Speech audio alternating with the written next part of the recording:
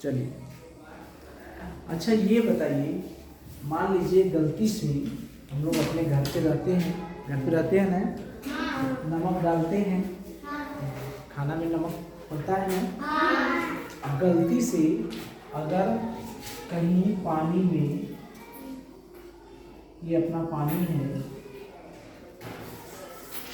इसमें नमक ढेर सा पड़ जाए, पूरा पैकेट में चल जाए, ठीक है, या एक मुट्ठा नमक चल जाए, क्या चल जाए, नमक, ठीक है, ठीक, उसको घोल भी दे, नमक उसमें घुल भी गया है, लेकिन जिसका नमक है वो जिद कर लिया कि हम क्या अपन नमक गया हमारा, जैसे नहीं है, एक लोग का पानी है, जैसे विवेक का पानी है, अक्षय का नमक है, ठीक, अब अक्षय अपना नमक विवेक के पानी में घोल दिए, अब दोनों में हो गया झगड़ा, अक्षय कहे हमारा नमक दे, विवेक कहे हम पानी दे ले ही तो अपन ले ले, होता है ना।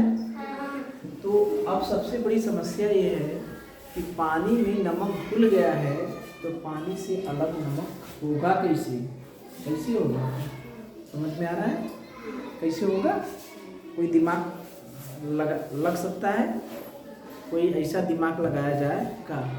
अगर हम उसको जैसे कल बताए थे, एक कट्टू लोहा का छोटा का पत्थर रहता है, उसे गर्म करेंगे तो पानी भाप करके उड़ जाएगा, और जो नमक चीनी रहेगा बचा तो वहाँ नमक है। बहुत सही, इनके लिए जोरदार ताली बजा दीजिए, सही है ना।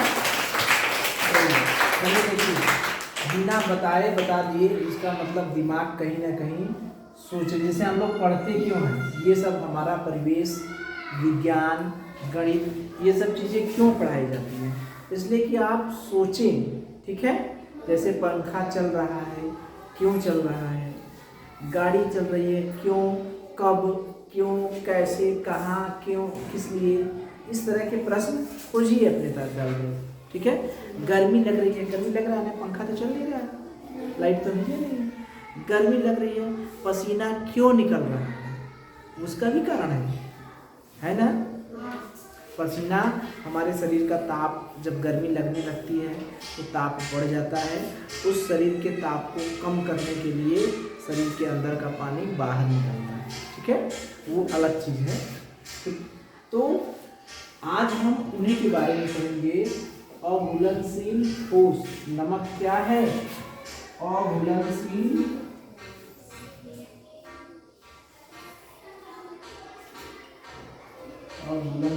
ठोस पदार्थों को द्रव से अलग करना, ठीक है। नमक अघुलनशील नहीं है, घुलनशील ही है, नमक तो पानी में घुल जाता है, घुलनशील है, तो ऐसे पदार्थों को अलग करेंगे जो अघुलनशील ठोस है, ठीक है, अघुलनशील ठोस है, तो उनको अलग करने के लिए कौन सी विधि इस्तेमाल करते हैं, जैसे नमक अगर पानी में घुल गया है तो क्या करेंगे, हम इस पानी को क्या करेंगे, गर्म करेंगे, क्या करेंगे, गर्म करेंगे, तो जब गर्म करेंगे तो ये जो पानी देख रहे हैं वो धीरे धीरे क्या होगा, उड़ जाएगा, पानी क्या होगा, उड़ जाएगा, भाप बन के उड़ जाएगा, और अंदर क्या बच जाएगा, नमक। ये देखिए गर्म करने से पहले है, ये स्थिति गर्म करने से पहले है, ठीक है।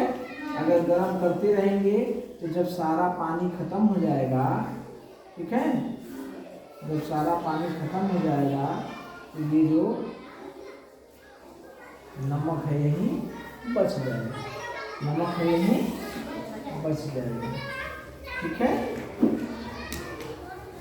ये है नमक,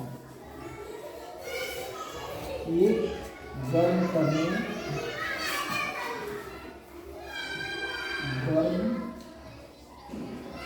के बाद, यानी जब हम गर्म करेंगे, गर्म करके जब पूरा का पूरा पानी भाप बन के उड़ जाता है तो ये नमक इसमें क्या बचेगा, ठीक है।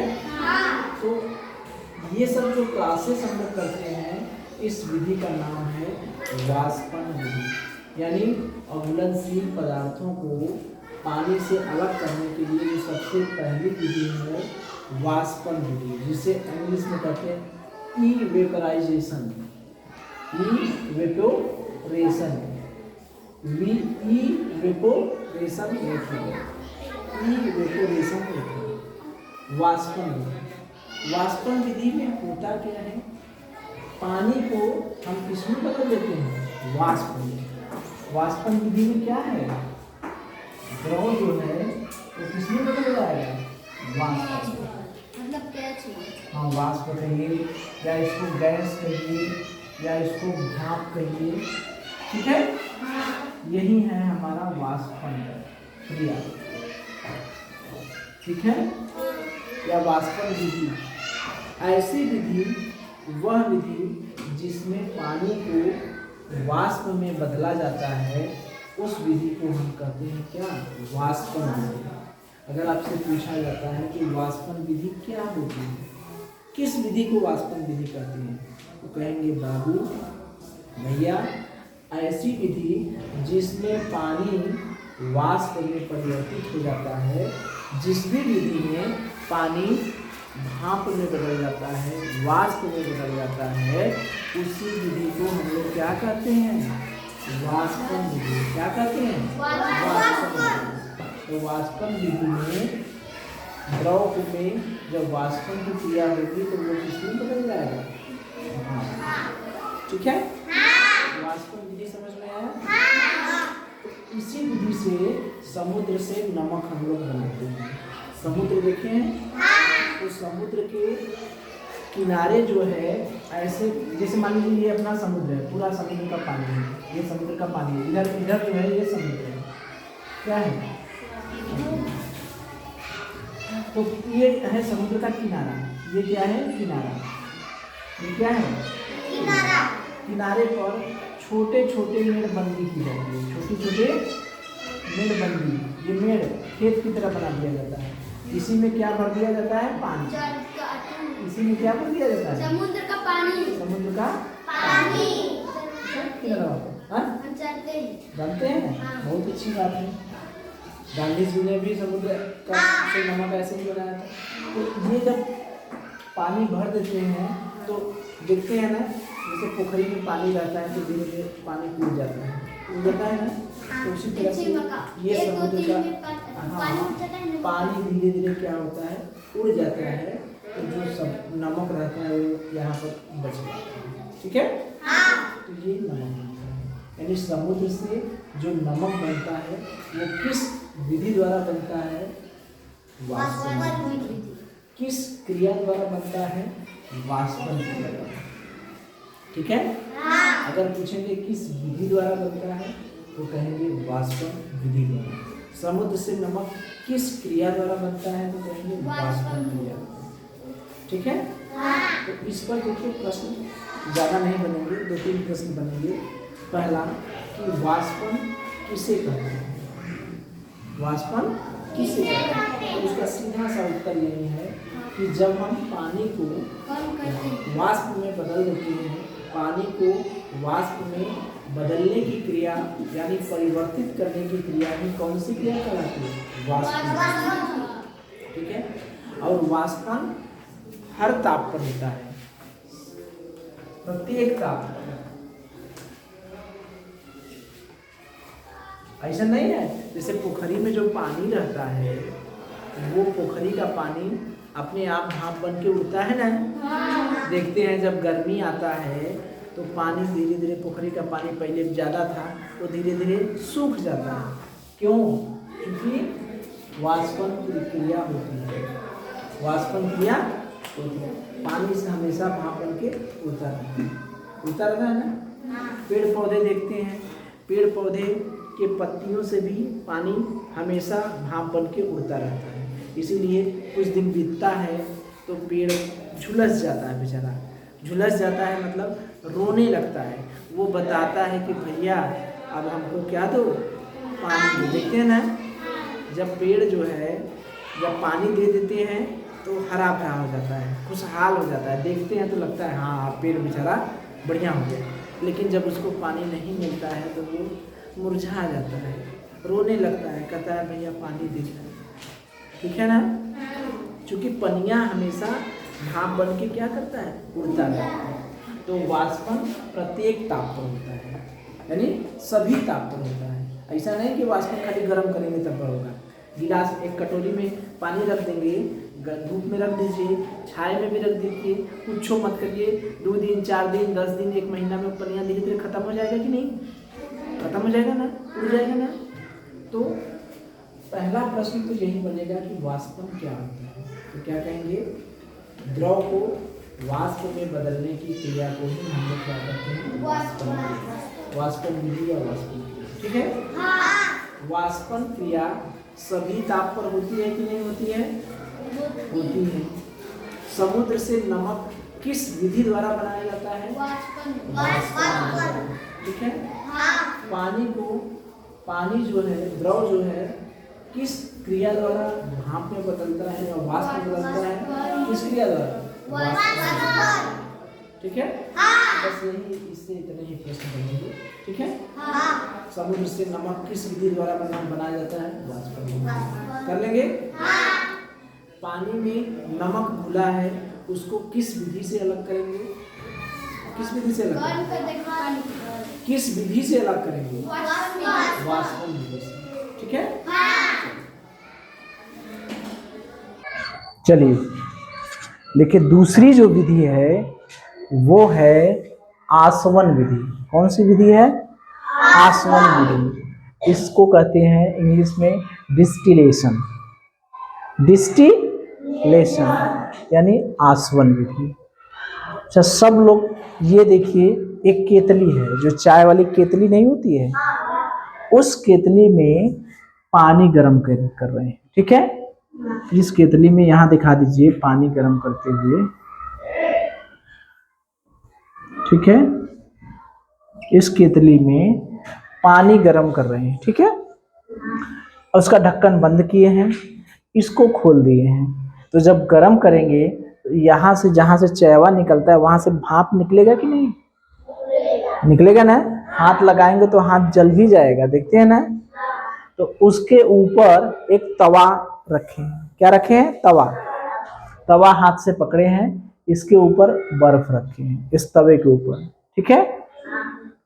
कर क्या रहे हैं, क्यों ऐसा कर रहे हैं कि ये पानी जो है, पानी को तो गर्म करके क्या बना रहे हैं, भाप।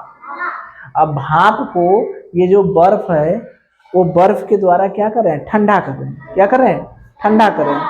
तो जब ठंडा करेंगे तो वो छोटी छोटी छोटी छोटी बूंद के रूप में आ जाएगा, देखते हैं ना। तो ये एक बर्तन में इकट्ठा कर ले रहे हैं। तो यही हमारा जो है शुद्ध जल है। क्या है, शुद्ध जल है। ये सबसे शुद्ध जल है। सब लोग अपने घर में देखे होंगे, चाहे चावल बनता होगा कुकर में, बैगुना में बनता होगा, डेगची में बनता होगा, कहीं भी बनता होगा, तो जिस ढक्कन से ढकते हैं उस ढक्कनवा पे अपने आप पानी के छोटी छोटी छोटी छोटी बूंद रहता है कि नहीं, क्यों रहता है ना। हाँ, तो क्यों रहता है, क्योंकि पानी गर्म करते हैं तो भाप बन के उड़ना चाहती है। देखिए, ये जो बर्तन है, ये बैगुना है, इसमें पानी गर्म करते हैं, इसको ढक दिए हैं, तो इसमें छोटी छोटी छोटी छोटी छोटी छोटी बूंद है। जब इस या बर्तन में हम लोग गर्म करते हैं,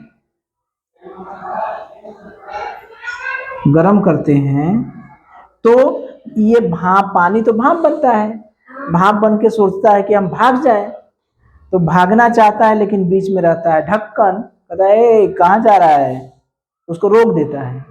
तो रोक देता है, टकरा जाता है, तो टकरा जाता है तो ठंडा हो जाता है, ठंडा हो जाता है तो छोटी छोटी बूंद के रूप में इकट्ठा रहता है। बाहर निकालते हैं तो और ठंडा हो जाता है, तो वो बुदवा और बड़ा हो जाता है, तो चूने लगता है, होता है ना। इसी तरह से बारिश भी होती है। बारिश जब जाती है, बादल है, ये क्या है, बादल है, ये छोटी छोटी छोटी छोटी कुल बूंद है, बहुत छोटी छोटी बूंद है, जा रही है, घूम रही, टहर रही है। ठीक है। कहीं मान लीजिए पहाड़ आ गया, कहे कहाँ जा रहा है, रुको, रोक लेता है इसको, करो क्या लिए हो, क्या पानी सरकार, तो इस पानी कहता है यही बरसाओ, तो टकरा जाता है तो ठंडा हो जाता है, ठंडा हो जाता है तो पानी बरसने लगता है। बादल हवा में उड़ता रहता है, ऊपर आसमान में उड़ता रहता है, उड़ता रहता है, जहां कहीं ठंडा मिलता है वहीं पर इकट्ठा होके गिरने लगता है। तो ये क्या है, ये पानी को गर्म कर रहे हैं, पानी भाप में बदल रहा है, इस भाप को हम लोग बर्फ के माध्यम से ठंडा कर रहे हैं। तो ये भाप जो है छोटी छोटी छोटी छोटी बूंदों में इकट्ठा हो जा रही है, यही हमें शुद्ध जल मिल रहा है। ठीक है, तो आसवन विधि होता क्या है, डिस्टिलेशन विधि होता क्या है? वाष्पीकरण, पहले पानी को हम लोग वाष्प बनाए तो क्या किए, वाष्पीकरण क्रिया किए। वाष्पीकरण किए क्या, पानी है, पानी को भाप में बनाए, वाष्प में बनाए, तो कौन सी क्रिया हुई, वाष्पन क्रिया। अब फिर इसको ठंडा किए, ये तो गर्म किए, ठीक है। अब फिर ठंडा किए तो पानी किस में बदल गया, द्रव में, अरे सॉरी, भाप किस में बदल गया, द्रव में। पहले गर्म किए तो पानी द्रव किस में बदल गया, भाप में।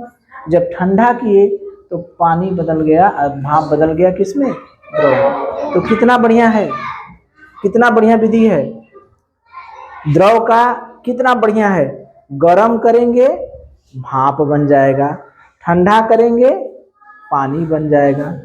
बढ़िया है कि नहीं, द्रव है, इसको गर्म करेंगे तो किस में बदल जाएगा, वाष्प में। ठंडा करेंगे, ठंडा करेंगे तो किस में बदल जाएगा, द्रव में बदल जाएगा। तो पानी के भाप में बनने और भाप के ठंडा होकर, जब भाप को ठंडा करेंगे तो शुद्ध पानी मिलता है। अब जो पानी मिलता है शुद्ध मिलता है। जैसे पानी को जब गर्म करेंगे तो अशुद्धि तो नीचे में रह जाएगी, जो ऊपर उड़ता है वो शुद्ध पानी उड़ता है, अशुद्धि नहीं उड़ती है। बात समझ में आ रही है, जब पानी को गर्म करते हैं तो जो ऊपर उड़ती है वो शुद्ध पानी उड़ता है, अशुद्धि नहीं उड़ती है। तो पानी को गर्म करके भाप में बदलना, वाष्प में बदलना, और वाष्प को ठंडा करके पुनः शुद्ध द्रव में बदलने की क्रिया को हम लोग क्या कहते हैं, आसवन। आसवन। तो गर्म करते हैं तो गर्म करने की क्रिया को क्या कहते हैं, वाष्पन क्रिया। असंघनन, ठंडा करते हैं तो ठंडा करने की क्रिया को क्या कहते हैं, संघनन। ये वाष्पन क्रिया जो है, जो गर्म करते हैं तब होती है, असंघनन क्रिया कब होती है, जब ठंडा करते हैं तब। तो अपनी भाषा में आसवन क्या होता है, पानी को गर्म किए भाप में बदल गया, भाप को ठंडा किए शुद्ध पानी बन गया, यह प्रक्रिया क्या कहलाती है, आसवन। क्या कहलाता है, आसवन। अपनी भाषा में समझ गए, पानी को गर्म किए क्या हुआ, भाप। अब भाप को गर्म किए क्या हुआ, भाप को ठंडा करेंगे क्या बनेगा, द्रव बनेगा। तो द्रव बनेगा, तो जब भाप को ठंडा करेंगे तो जो द्रव बनता है वो कौन सा द्रव होता है, शुद्ध द्रव होता है। तो यही प्रक्रिया क्या कहलाती है, आसवन। ठीक है, उसको भाषा में कहेंगे, विज्ञान की भाषा में कहेंगे तो वाष्पीकरण और संघनन द्वारा शुद्ध जल प्राप्त करना क्या कहलाता है, आसवन। यही ना है। शुद्ध जल कैसे मिलेगा, अगर हम पूछेंगे कि शुद्ध जल कैसे मिलेगा, वाष्पीकरण होगा, फिर संघनन होगा, तब है ना, मतलब गर्म होगा फिर ठंडा होगा, तभी होगा ना। बात समझ में आ गई। तो इस पे देखिए क्या प्रश्न बनेगा, इस पे प्रश्न ये बनेगा कि पानी को गर्म करते हैं तो क्या बनता है, क्या बनता है, भाप बनता है। अब पानी से को गर्म करने पर जो भाप बनता है तो उस क्रिया को हम लोग क्या कहते हैं, वाष्पन क्रिया। भाप जो है, भाप को ठंडा करने पर क्या बनता है बताइए, द्रव बनता है। तो भाप को ठंडा करने पर जो द्रव होता है वो कैसा द्रव होता है, शुद्ध होता है कि अशुद्ध होता है, शुद्ध होता है। तो जब भाप को ठंडा करके जो द्रव बनाते हैं तो उस प्रक्रिया को हम लोग क्या कहते हैं, संघनन। क्या कहते हैं, संघनन। अब आसवन विधि क्या होती है, आसवन विधि के बारे में पूछा जाता है।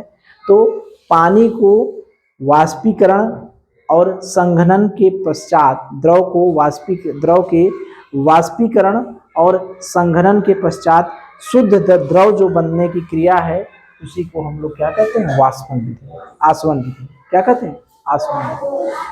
द्रव के वाष्पीकरण और संघनन के पश्चात जो शुद्ध द्रव प्राप्त होता है, वही जो विधि होती है वही हमें क्या कहते हैं, आसवन। आसवन का मतलब शुद्ध पानी प्राप्त करना। आसवन विधि से ही लोग महुआ का दारू भी बनाते हैं, देखते हैं ना, बड़े से डेक्चा में उसका भपवा उड़ के जाता है, तो पाइप रहता है, बड़ा लंबा सा पाइप रहता है, उसी में बूंद बूंद करके गिरता है, देखिए ना। हाँ, तो वही होता है आसवन, तो वो शुद्ध रहता है। ठीक है, तो आसवन समझ में आया। पानी के भाप बनाना और भपवा को ठंडा कर देना। ठंडा कर देंगे तो जो शुद्ध पनिया मिलेगा, उसी को पानी के प्राप्त करने की जो विधि है, उसी विधि को कहते हैं क्या है, आसवन। समझ गए?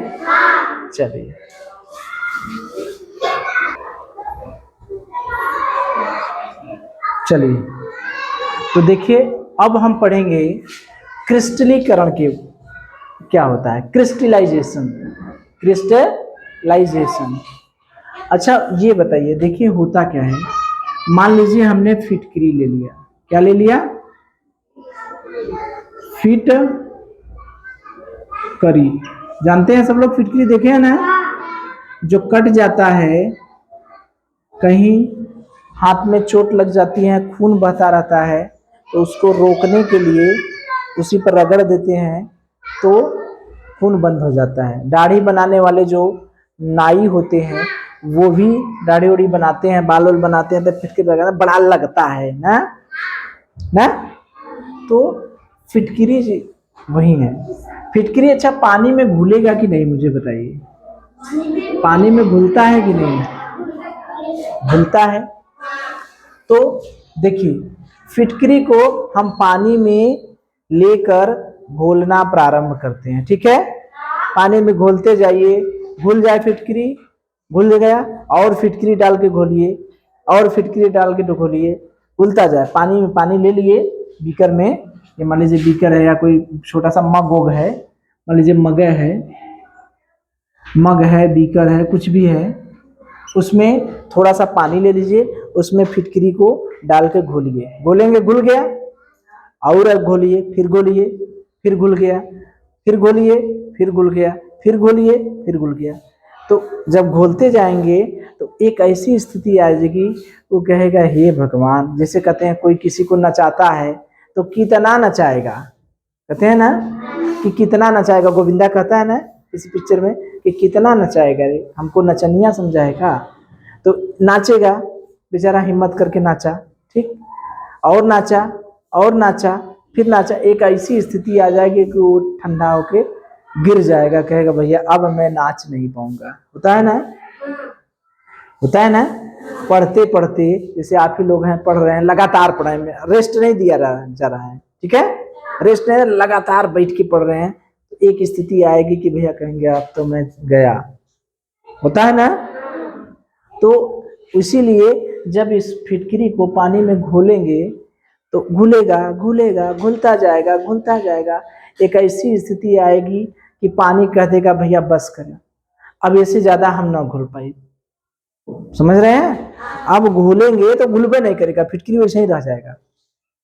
ठीक है, यानी जब घुलना बंद हो जाता है तो वो जो फिटकरी का विलयन होता है, उस विलयन को कहते हैं संतृप्त विलयन। क्या कहते हैं? संतृप्त विलयन। जैसे नहीं कहते हम संतृप्त हो गए, अब हमके कोई चीज न चाहिए, अब हमके कोई चीज नहीं चाहिए। तो संतृप्त विलयन समझ में आया क्या है? संतृप्त विलयन एक ऐसा विलयन है, पानी का ऐसा विलयन है जिसमें अब घुलने वाला पदार्थ, जो विलेय पदार्थ है, जो घुलने वाला पदार्थ है, जो घुलने वाला पदार्थ है, इसे कहते हैं विलेय पदार्थ।